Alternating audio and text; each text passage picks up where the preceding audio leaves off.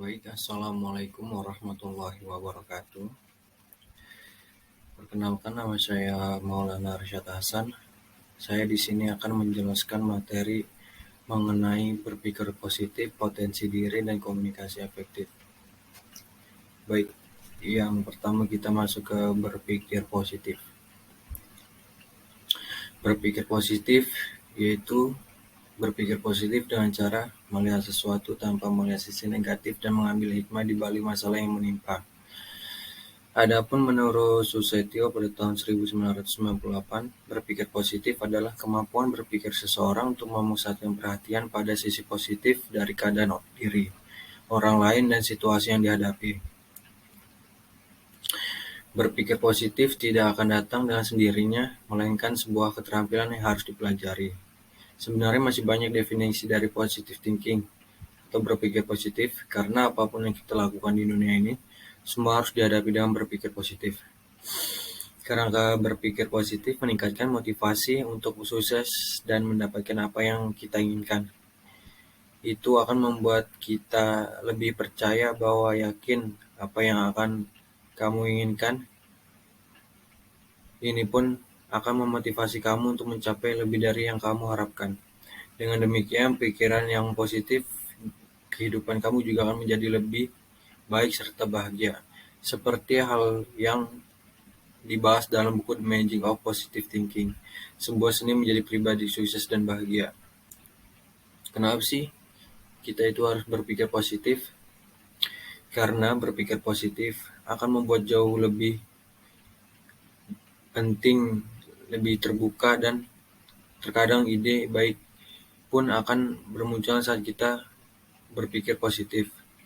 Kemudian lebih bahagia, merasa lebih termotivasi, dan memiliki rasa harga diri yang berarti. Dan kesehatan yang lebih baik, dan masih banyak lagi hal baik jika kita selalu berpikiran positif. Itulah pentingnya berpikiran positif. Kemudian kita masuk ke potensi diri. Potensi diri adalah kemampuan individu yang masih tersimpan dan belum digunakan dengan maksimal. Potensi diri dapat berkembang melalui bakat ataupun usaha belajar dan kerja keras, sehingga potensi dapat ditunjukkan melalui aksi. Setiap individu memiliki potensi diri, namun tidak semuanya dapat menggunakan potensi diri dengan baik. Potensi diri dapat digunakan dengan baik ketika individu mampu mengembangkan potensi dirinya. Mengenali diri adalah salah satu hal utama yang harus dilakukan dalam hidup. Individu yang mengenali dirinya akan menemukan kekurangan dan kelebihannya. Mengenali kekurangan dan kelebihan itu penting untuk mengelola potensi demi meraih kesuksesan di masa depan.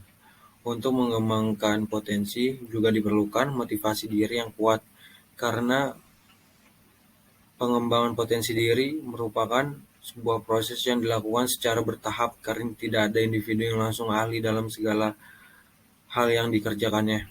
Semua dicapai melalui proses yang kadang cukup. Pengembangan potensi diri dapat dilakukan sejak usia dini agar dapat membentuk pribadi individu yang baik. Jika ingin mengembangkan potensi diri, maka kita harus memiliki hal-hal sebagai berikut. Yang pertama yaitu memiliki kemauan belajar tinggi, kemudian dapat berkomunikasi secara efektif, selanjutnya memiliki kreativitas tinggi sehingga dan dapat berinovasi, lalu memiliki perilaku asertif, lalu memanfaatkan waktu dengan bijak, dan memiliki pola pikir yang berkembang. Individu yang dapat memahami potensi diri memiliki ciri-ciri yaitu yang pertama nih, berani berubah total dan memperbaiki diri. Yang kedua, tulus, optimis, dan bertanggung jawab. Yang ketiga, memiliki kemauan belajar yang kuat dan mengakui kekurangan diri. Keempat, tidak menyalahkan orang lain dan dalam keadaan, dan maupun mendengar kritik dan saran. Selanjutnya, kita masuk ke komunikasi efektif.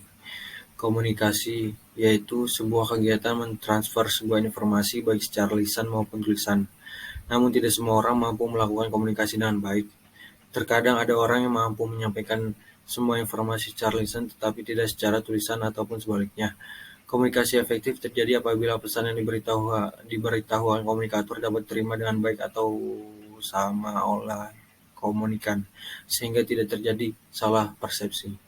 Berkomunikasi efektif berarti bahwa komunikator dan komunikan sama-sama memiliki pengertian yang sama tentang suatu pesan. Oleh karena itu, dalam bahasa asing orang menyebutnya the communication is in tune, yaitu kedua belah pihak yang berkomunikasi sama-sama mengerti apa pesan yang disampaikan. Menurut Stewart L. Tubbs dan Sheila Fiamos, komunikasi yang efektif ditandai dengan adanya pengertian, dapat menimbulkan perbincangan, mempengaruhi sikap, meningkatkan kesenjangan sosial yang baik, dan pada akhirnya menimbulkan suatu tindakan. Menurut Wikipedia, komunikasi efektif adalah pertukaran informasi, ide, gagasan yang menghasilkan perubahan sikap sehingga terjalin sebuah hubungan baik antara pemberi pesan dan penerima pesan. Pengukuran efektivitas dan suatu proses komunikasi dapat dilihat dari tercapainya tujuan si pengirim pesan. Pesan yang tersampaikan dengan benar dan tepat sesuai keinginan sang komunikator menunjukkan bahwa komunikasi dapat berjalan secara efektif. Dengan demikian, dari pemaparan di atas dapat disimpulkan bahwa komunikasi efektif adalah saling bertukar informasi, ide, perasaan, dan sikap antara dua orang atau kelompok yang hasilnya sesuai harapan dan dapat menghasilkan perubahan sikap pada orang yang terlibat komunikasi. Agar komunikasi bisa berlangsung secara efektif, perlu diperhatikan faktor-faktor yang mempengaruhinya. Menurut Scott M. Goldtip dan Allen dalam bukunya Effective Public Relation, faktor-faktor tersebut disebut dengan Seven Communication, yaitu yang pertama, credibility atau kredibilitas, berkaitan erat dengan kepercayaan seseorang. Komunikator yang baik harus memiliki kredibilitas agar pesan yang disampaikan dapat tersasar dengan baik. Beberapa hal yang berhubungan dengan kredibilitas, misalnya kualifikasi atau tingkat keahlian seseorang. Contoh, seorang dokter dianggap mempunyai kredibilitas ketika menyampaikan hal-hal yang tentang kesehatan. Yang kedua, konteks atau konteks berupa kondisi yang mendukung ketika berlangsungnya komunikasi. Supaya komunikasi berjalan efektif, konteks yang tepat menjadi hal yang menarik perhatian komunikan.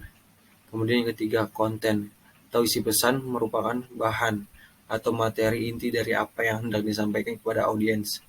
Komunikasi menjadi efektif apabila isi pesan mengandung sesuatu yang berarti dan penting untuk diketahui oleh komunikan. Yang keempat, clarity atau pesan yang jelas alias tidak menimbulkan penafsiran yang bermacam-macam adalah kunci keberhasilan komunikasi. Kejelasan informasi adalah keberhasilan komunikasi. Kejelasan informasi adalah hal penting yang bisa mengurangi dan menghindari risiko kesalahpahaman pada komunikan. Yang kelima, continuity atau konsistensi. Agar komunikasi berhasil, maka pesan atau informasi perlu disampaikan secara berkesinambungan atau kontinu.